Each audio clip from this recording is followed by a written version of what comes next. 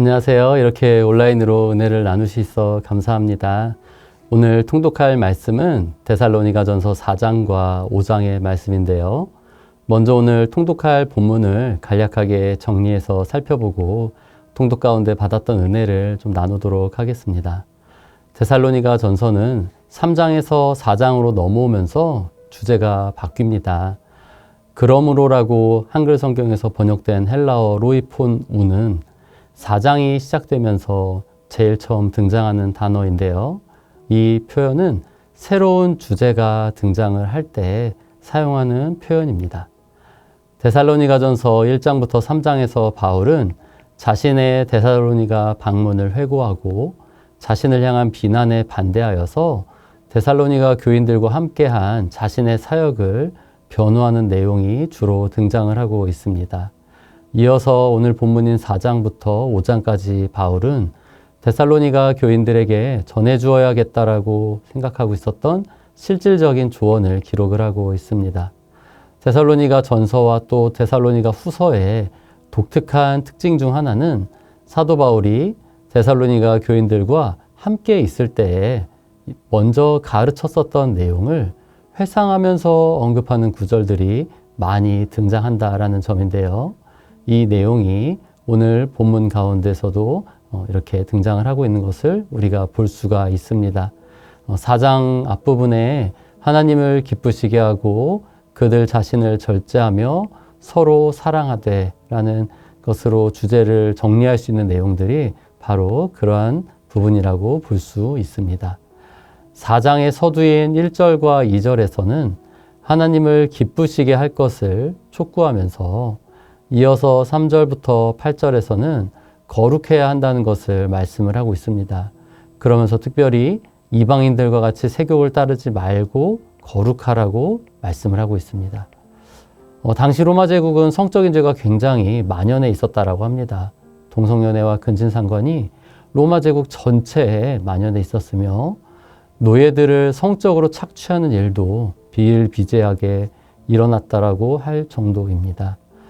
또한 데살로니가 지역은 카빌이라는 신을 숭배하는 신전들이 있었다라고 하는데요. 이 카빌이라는 신을 숭배하는 의식과 관련해서 엄청난 성적인 그런 문란한 행동들이 행해졌다라고 합니다. 이러한 데살로니가의 상황이었기 때문에 사도 바울은 하나님의 뜻은 너희의 거룩함이라고 말씀하면서 가장 먼저 성적인 죄에 대해서 경고하고 있는 것입니다.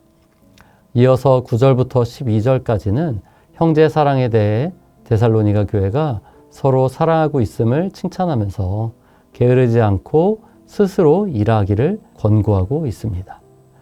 게으른 자들을 권괴하고 힘이 없는 자들을 붙들어 줄 것을 권면하는 내용이 이후 내용에서 계속 나오고 있는데요. 이어서 4장 13절부터 5장 11절까지는 마음이 약한 자들을 권면하는 내용이 큰 주제라고 할 수가 있습니다. 전후 문맥을 살펴보면 이 마음이 약한 자들은 이미 세상을 떠난 그리스도인 친구들에 대한 근심과 또 마지막 심판에 대해 근심하고 있었던 것으로 보입니다. 이 단락에서 사도 바울은 이러한 문제에 대한 답은 복음 안에 있다는 것을 분명히 하고 있습니다. 그래서 복음 안에서 그리스도의 재림에 대한 확신에 찬 기대를 품을 수 있도록 사도 바울은 데살로니가 교회가 믿고 있는 바로 그 그리스도께서 마지막 날에 재림하시는 심판주이시다라는 사실을 말씀하고 있습니다. 사도 바울은 주께서 강림하시는 날과 관련해서 상징적이고 비유적이라고 할 수 있는 표현들을 사용하고 있는데요.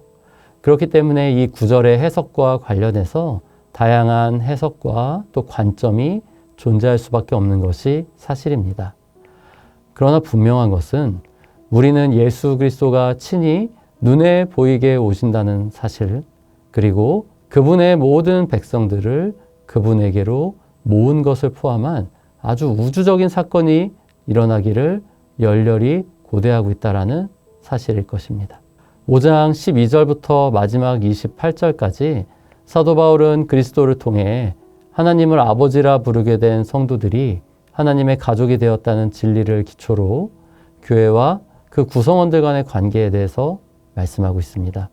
목회자나 교회 리더십과 평신도의 관계에서부터 모든 성도들 간의 관계, 그리고 하나님과의 관계에 대해까지 권면하면서 하나님의 은혜가 데살로니가 교회 가운데 함께하기를 기원하는 말로 데살로니가 전서는 5장을 끝맺고 있습니다.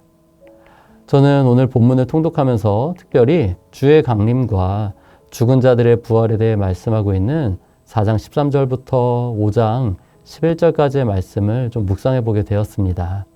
마지막 때와 예수님의 재림에 대해서 사실 많은 이단과 사이비들이 자신들이 재림한 구세주라 주장하며 많은 사람들을 미혹하고 있어 왔고 또 지금도 그러한 활동이 있습니다. 또 어떤 사람들은 이 성경의 가르침과 다르게 마지막 때와 그 날짜가 언제인지 자신들만이 정확하게 안다라고 주장하면서 적지 않은 그리스도인들을 혼란과 두려움에 빠지게 하는 일도 있습니다. 그러한 현실 속에서 예수님의 재림과 죽은 자들의 부활에 대한 이 말씀에 대해서 좀 다시 묵상해 보게 되었습니다. 마지막 때에 대한 예언의 말씀이 많은 경우 비유와 또 이미지로 되어 있다 보니 여러 가지 해석의 여지가 있는 것이 사실입니다. 그러나 우리가 낮에 속하여서 정신을 차리고 있다라면 5장 4절 말씀처럼 그날은 결코 도둑같이 우리에게 찾아오지 않을 것입니다. 얼마 전 어느 성도님 한 분과 이단에 관련해서 대화를 나누다가 예수 그리스도의 재림에 대해서 잠시 이야기를 나눈 적이 있었습니다. 그 성도님께서는 예수님께서 다시 오셨다면 내가 모르게 오셨을 리가 없다라고 말씀을 하셨는데요. 매일 기도하며 주님의 말씀을 가까이 하며 주님과 교제하고 있기 때문에 절대로 자신 몰래 예수님께서 오실 수가 없다라는 말씀이었습니다. 네, 참 정말 그런 것 같습니다. 우리가 무시로 성령 안에서 기도하며 주님과 함께 동행하는 삶을 살고 있다라면 5장 4절의 말씀처럼 그날이 도둑같이 임하는 일은 절대로 없을 것입니다. 그렇기 때문에 우리에게 가장 필요한 것은 암호 해독하듯이 현실을 분석하고 성경의 예언을 끼워 맞추려고 시도하는 것보다 항상 기뻐하고 쉬지 말고 기도하며 범사에 감사하면서 그리스도 예수 안에서 우리를 향하신 하나님의 뜻이 무엇인지 알아가고 또 그 뜻을 이루어가기 위해 힘쓰는 태도가 아닌가 좀 생각해 보게 되었습니다. 매일의 묵상 통독편을 따라 하나님의 말씀을 매일 통독하면서 더 깊은 말씀의 은혜 속에 잠겨보시는 것은 어떠신가요? 제가 오늘 잠시 나눈 것처럼 통독 가운데 받은 은혜를 간단하게라도 정리하시거나 기록해 두신다면 하나님께서 주신 은혜를 또 더 풍성하게 누리실 수 있을 것입니다. 잠시 같이 기도하겠습니다. 평강의 하나님, 친히 우리를 온전히 거룩하게 하시는 것에 감사를 드립니다. 죄악이 관영한 세상 속에서 우리를 거룩하게 하시려고 부르신 하나님의 뜻을 다시 한번 마음에 새길 수 있기를 소망합니다.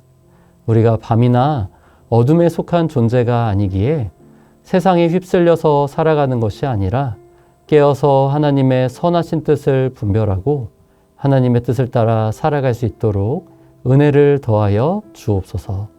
예수님의 이름으로 기도드립니다. 아멘.